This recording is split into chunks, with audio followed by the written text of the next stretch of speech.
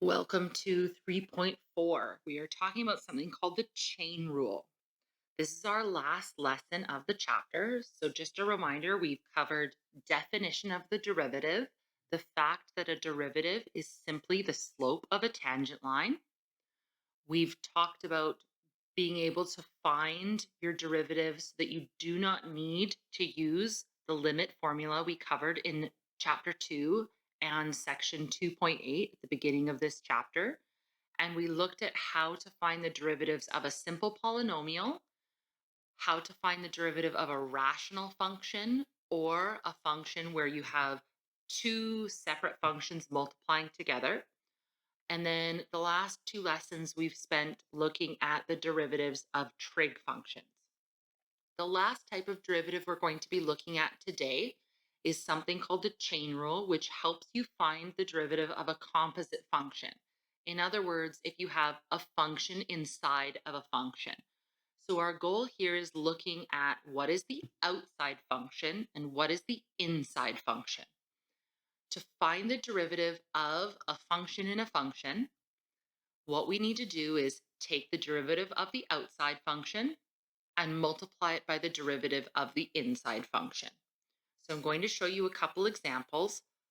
The board questions get quite gross. If you have functions and functions and functions and functions, you're going to keep working your way from the outside in like one of those Russian nesting dolls and do the derivative of the outside and then the next outside and the next outside until you get all the way till you're in the innermost function.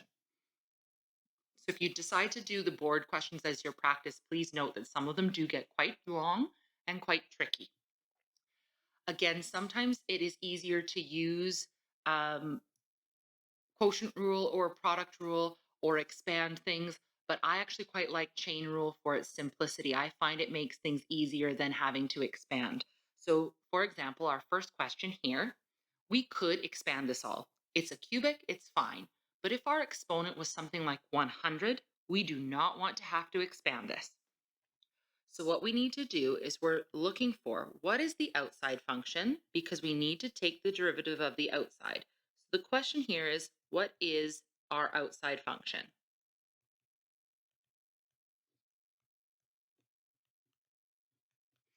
And to us, it kind of looks like our outside function might be something is being cubed here.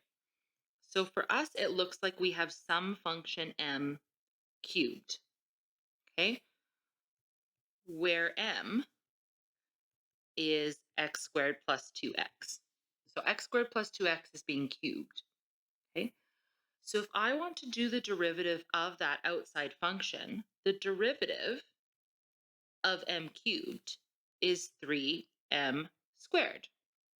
So if I were to find the derivative of this, y prime, I would drop the 3 down. I'd have x squared plus 2x inside still. Notice here, this m is still x squared plus 2x, and I would end up with a squared remaining. This would be the derivative of the outside portion only. We then need to multiply by the derivative of the inside. So our inside is x squared plus 2x. So I need to multiply by the derivative of the inside, and the derivative of the inside would be 2x plus 2. That's it. We do not need to do anything else. We don't need to expand. Leaving it factored is considered more simple. The only other thing is if you want, notice that we've got a 2 in both of these terms. We could factor a 2 out and bring it out front so that we have 6x squared plus 2x squared times x plus 1. That's fine as well. Either of these answers would be considered acceptable.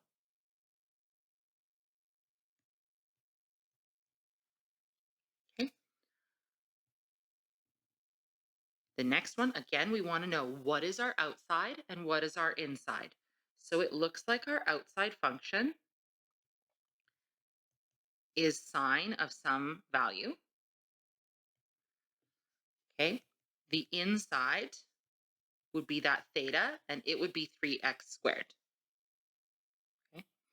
So again, if I want to find my derivative, y prime, the derivative of the outside would be cosine.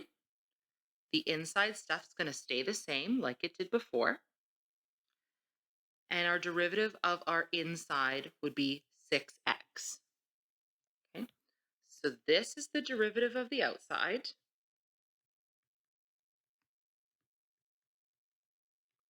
And this here is the derivative of the inside.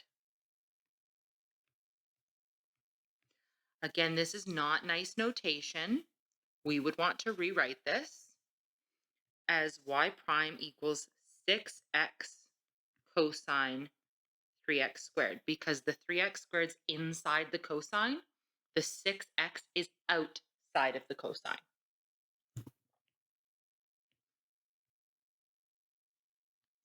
Okay. We're going to try a couple more difficult ones here. Okay. These two that we just saw use only chain rule. We're going to look at some that use multiple rules. Okay. So this one here, we have a choice. We can choose to rewrite this as 3x times x plus 2 to the negative 2. If we do it in its initial format, we're going to need quotient rule and chain rule. And I need quotient rule because I clearly have a quotient. I'll need a chain rule when I do the derivative of the bottom. If I change it, I'm going to need product rule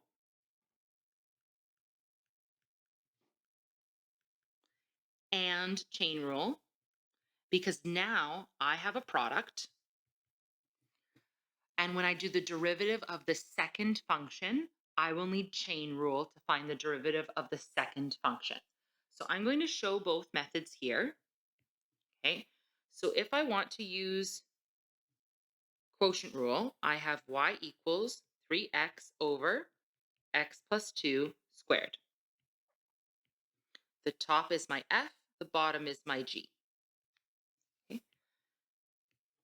That means that y prime is going to be the derivative of the top, which is 3, times the whole bottom, which is x plus 2 squared, minus the derivative of the bottom. Now, when I do the derivative of the bottom, I need chain rule.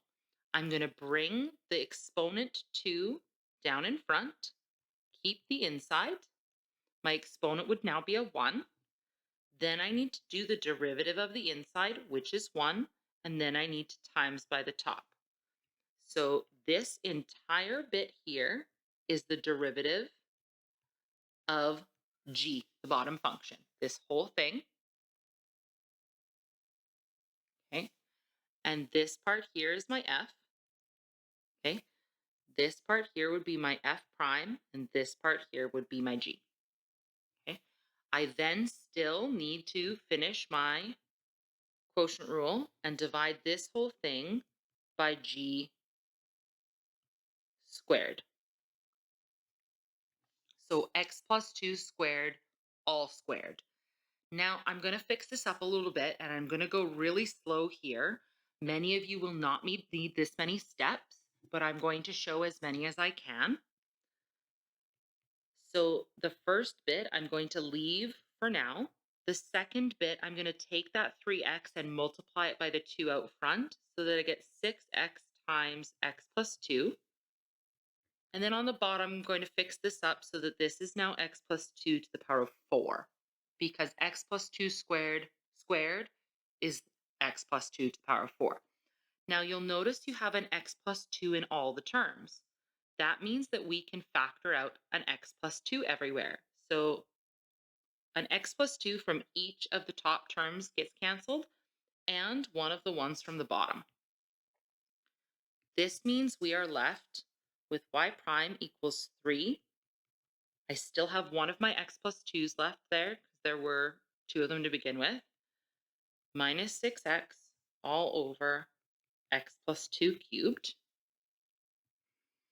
And now I can expand the top and get 3x plus 6 minus 6x.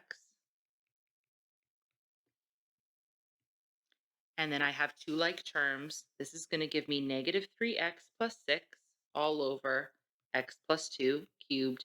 If you want to factor a negative 3 out, go for it.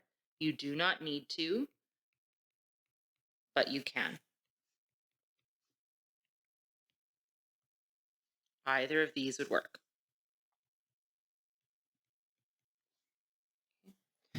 Now, I like to avoid quotient rule whenever humanly possible. So I would actually not choose to do it this way. I would choose to do it the other way. So if you're happy with this, you can stop your video now and start going to go work on practice questions. If you want to see the other method, keep watching. Method number 2.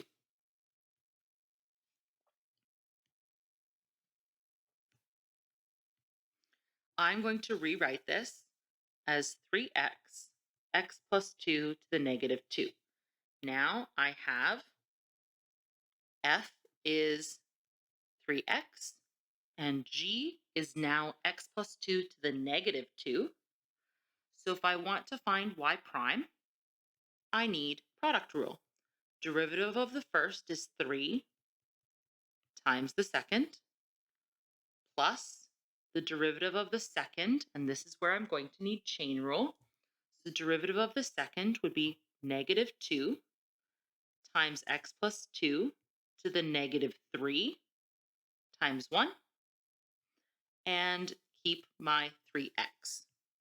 So here, this is g prime, this is f, this is f prime, and this is g.